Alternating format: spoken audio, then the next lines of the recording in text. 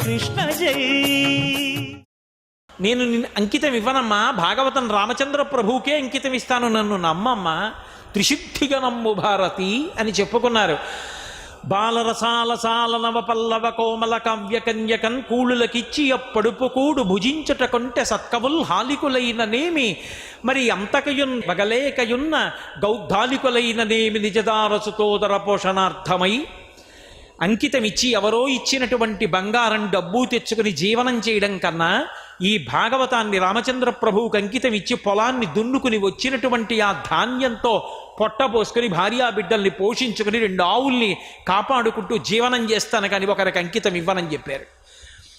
ఈ మనుజేశ్వరాధములకిచ్చి పురమ్ములు వాహనమ్ములు సొమ్ములు కొన్ని పుచ్చుకుని సొక్కి శరీరము వాసి కాలుచే సమ్మెటమాటులంబడక సమ్మతి శ్రీహరికిచ్చే చెప్పే ఈ బమ్మెర పోతరాజొకడు భాగవతంబు జగద్ధితంబుగా.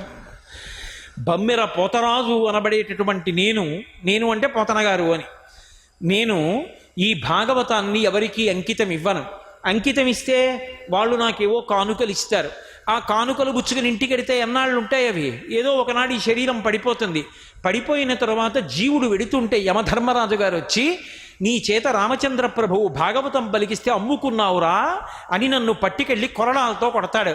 ఈ మనుజేశ్వరాధములకిచ్చి పురమ్ములు వాహనమ్ములు సొమ్ములు కొన్ని పుచ్చుకొని సొక్కి శరీరము వాసి కాలుచే సమ్మెటమాటులంబడక సమ్మతి శ్రీహరికిచ్చే చెప్పే ఈ బమ్మెర పాతరాజొకడు.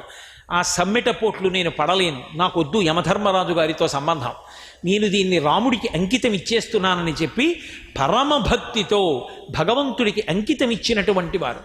అటువంటి పోతన గారు భాగవతాన్ని ప్రారంభం చేస్తే నారద మహర్షి వ్యాస భగవానుడితో మాట్లాడుతూ ఎందుచేత వ్యాస భగవానుడి యొక్క హృదయంలో అటువంటి అశాంతి కలిగిందో చెప్పి భాగవతాన్ని ఆంధ్రీకరించమని చెప్పినప్పుడు వ్యాస భగవానుడు ఒక మాట అడిగాడు నారదుణ్ణి.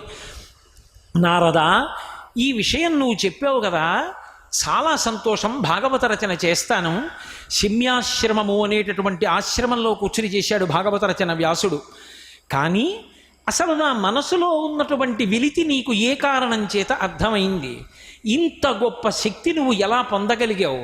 నిరంతరం ఆ మహతి అనబడేటటువంటి వీణ మీద నువ్వు భగవంతుని యొక్క నామాన్ని ఎందుకు పలికించగలుగుతున్నావు? నీ యొక్క విశేషాన్ని నాకు చెప్పన్నాడు.